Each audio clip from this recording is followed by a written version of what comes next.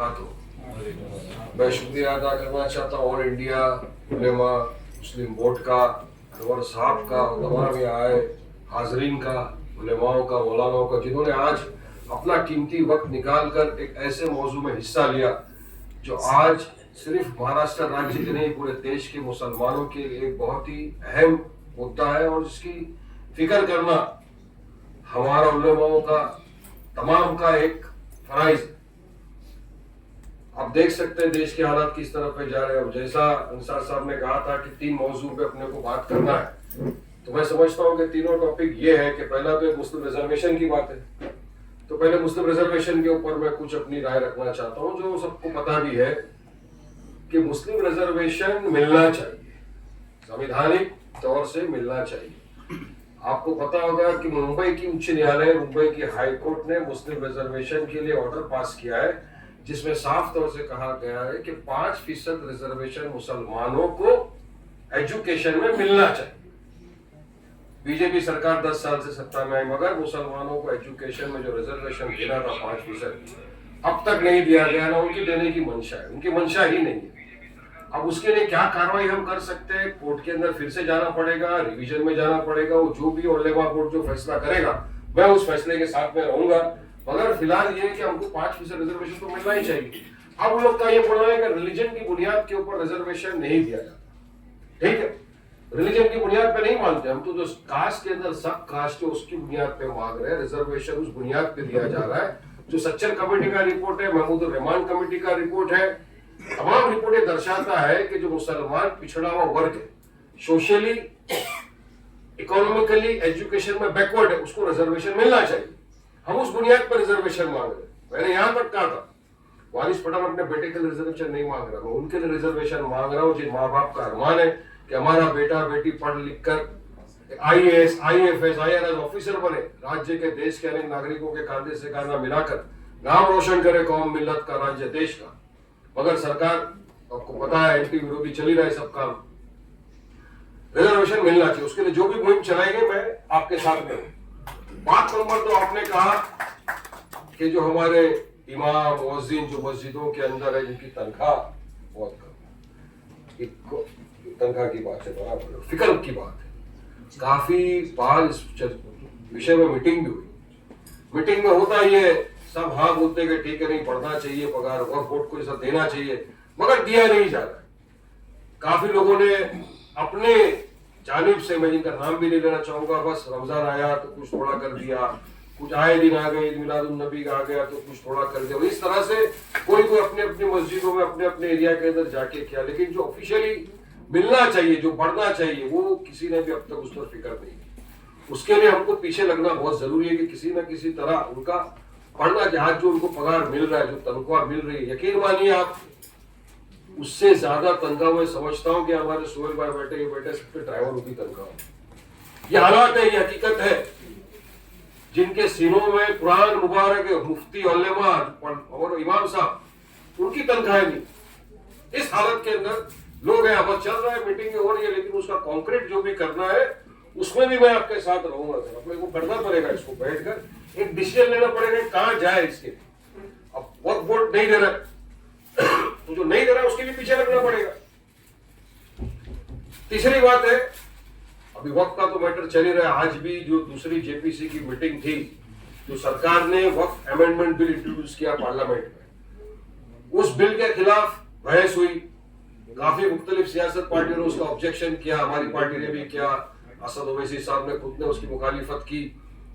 मुखालिफत करने से और सरकार में पावर में रहने से लोगों का इतना तो हो गया है कि आज सरकार को मजबूरन जेपीसी पे भेजना पड़ा, जॉइंट पार्लियामेंट्री कमेटी, जिसकी 2 मीटिंग हुई, 22 तारीख को हुई थी, एक मीटिंग आज हुई दिल्ली में, जिसमें सब गए। काफी सुन्नी वक्फ बोर्ड के, शिया वक्फ बोर्ड के तमाम लोग मौजूद। हमारे रिप्रेजेंटेटिव असद ओवैसी हाजिरी वाले दिन सुन्नी बोर्ड की तरफ से, मैं तो समझ रहा हूँ अपने मौलाना भी गए ना, हजरत मोइन मियां भी गए वहाँ पे, रिजवान भाई सब लोग गए आज वहाँ पे, क्योंकि जगदम्बिक पाल साहब जब आए थे यहाँ, जो एमपी और चेयरमैन है जेपीसी कमेटी के, उन्होंने यही मीटिंग किया था, उलेमाओं को बुलाया था, सुन्नी वक्फ बोर्ड के लोग मौजूद थे। उन्होंने कहा था कि ठीक है मैं आपको ऊपर बुलाऊंगा, आप आइए, अपना अपना राय मशवरा दीजिए। उनको उस टाइम एक मेमोरेंडम दिया गया था वक्फ के ताल्लुक से। वक्फ की जो जमीन का एक बिल आया अमेंडमेंट, मैं समझता हूँ इससे खतरनाक बिल कोई हो नहीं सकता। सीधा सीधा हमारे यतीमों का, बेवाओं का, मजलूमों का जो हक है वक्फ पर, वो बीजेपी की सरकार छीनना चाहती है। गौर फिक्र उसमें करना आज की तारीख में बहुत जरूरी है। अब यकीन मानिए बिल के अंदर 42 के करीब अमेंडमेंट है। जब वक्त 1995 ऑलरेडी एग्जिस्टेंस में है, 2013 में संशोधन हो चुका है, उसमें अमेंडमेंट आ चुका है। उसके बावजूद जो इसमें अमेंडमेंट है, अगर आप पढ़ेंगे, हर इंसान का खून खौल उठेगा, बोलेगा सीधा सीधा धांधली है। हमारे वक्फ के अंदर हमारी जमीनों में घुसने की सरकार की पूरी नीयत, छीनने की नीयत। वक्फ बोर्ड का जो पावर है छीन लेंगे, वक्फ ट्रिब्यूनल का जो पावर है छीन लेंगे। हमारे वक्फ के अंदर अगर कोई प्रॉब्लम है, वक्फ बोर्ड है, ट्रिब्यूनल है, अगर उससे किसी को प्रॉब्लम है, कोर्ट में जाइए, जालिस साहब को रुकता कौन है? कोर्ट में अपना पेश कर सकते हैं। मगर नहीं, सरकार चाहती है कि कलेक्टर, एसडीएम उसमें इन्वॉल्व हो और जो है सर्वे करके सरकार को रिपोर्ट दे। अब सर्वे का रिपोर्ट जाके सबको पता है कि अगर योगी सरकार के अंदर कोई एसडीएम जाएगा, जाहिर सी बात है बोलेगा नहीं साहब ये वक्फा नहीं है, दूसरा चीज, सच तो बोलेगा नहीं, किसमें हिम्मत है बोलने की, उसकी नौकरी चले जाएगी। ऐसी जो आज स्थिति आई है सबके सामने हमारे, उसमें पहले तो इतिहाद पैदा करना मुद्दा। हर पॉलिटिकल पार्टी को छोड़ के, ये तो हमारे जो बुजुर्ग थे उन्होंने सवाब की नियत से अल्लाह की राह में वक्फ की जमीन प्रॉपर डॉक्यूमेंटेशन के साथ वक्फ हुआ। हाँ कहीं पर कुछ हुआ होगा, घोटाला है, जो भी है, तो उसका वक्फ बोर्ड ट्रिब्यूनल उसका फैसला करेगा। हम बीजेपी के हाथ में क्यों दे दे सकते? मैं आपको एक एग्जाम्पल बताता हूँ, क्या करेंगे जाकर, ये 10 एकड़ का कब्रिस्तान की जमीन है, यहाँ बोलेंगे सिर्फ 4 एकड़ में कब्रिस्तान है, बाकी 6 एकड़ खाली। अब वो जो 6 एकड़ खाली है वो हमको दे दो, हम इस पे सोशल एक्टिविटी करेंगे। क्यों दे भाई? हमारी चीज है ना, हमको वह क्या करना है, किस तरह करना है, वो डिसाइड करेगा, उलेमा डिसाइड करेगा, वक्फ बोर्ड डिसाइड करेगा, मगर भी सरकार को घुस के ये करना है। तो सबसे पहले तो हमारे सामने आज की तारीख में जो चुनौती है वो ये है कि हमको वक्फ अमेंडमेंट बिल किसी भी तरह से सरकार से विड्रॉ कराना है संवैधानिक तरीके से। ये जो 2-3 चीजें, इसके लिए यहाँ पर भी मीटिंग हुई थी, उलेमा बोर्ड ने मीटिंग किया था, मैं भी उसमें आया था, अंसार साहब ने मुझे फोन भी किया, बोले वारिस भाई ये मौजे को अपने को आगे लेकर चलना है। मैं तो ये चाहूंगा, मैं तो अपनी तरफ से पूरी तरह बोल रहा हूँ, जिस काम के लिए, जो काम के लिए आपको मेरी कहीं पर भी जरूरत पड़े, मैं आपके लिए हमेशा तीन मौजूद, क्योंकि तीनों अपने साथ जुड़े हुए हैं, तीनों कौम के साथ जुड़े हुए हैं, और तीनों ऐसे जो एक जमीनी हकीकत है मुसलमानों की, उसके साथ जुड़े हुए हैं।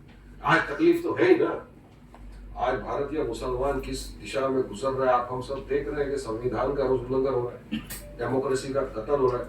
माफ करना, मैं ट्रैक से जाकर एक बात और रखना चाहूंगा, अगर आप इजाजत दिए तो।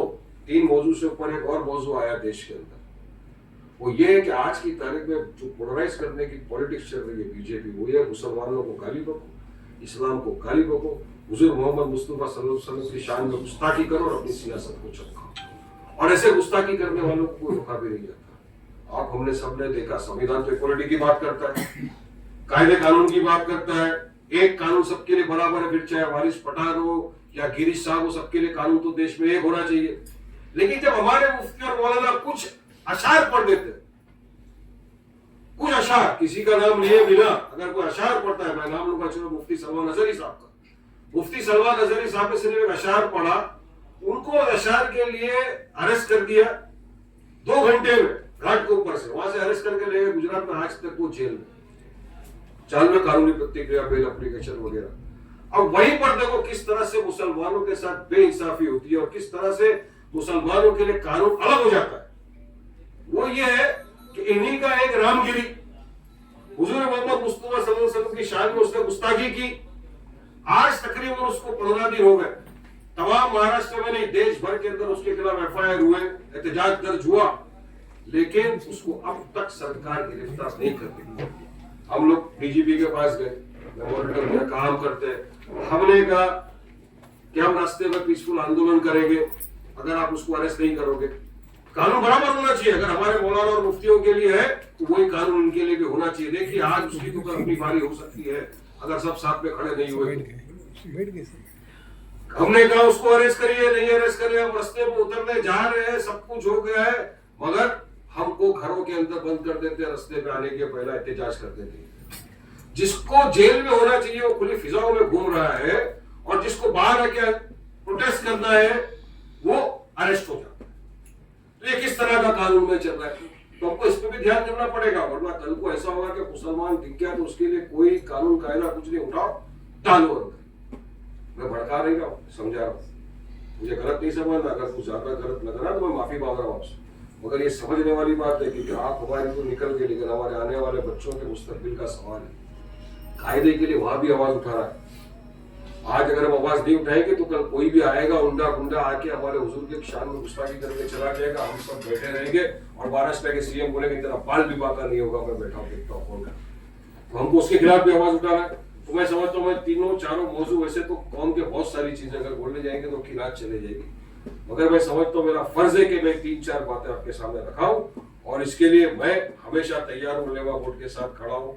उलेमा बोर्ड को जहां भी मेरी जरूरत है, मैं एज अ लॉयर भी हूँ, पॉलिटिशियन भी हूँ, और इंशाअल्लाह ताला एक कलमा दुआ होगा, आपका भाई तो हुई सबसे पहले, जो भी चीज के मेरे लिए होगा मैं आपके साथ खड़ा रहूंगा।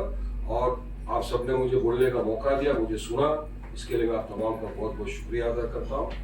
इस्लाम।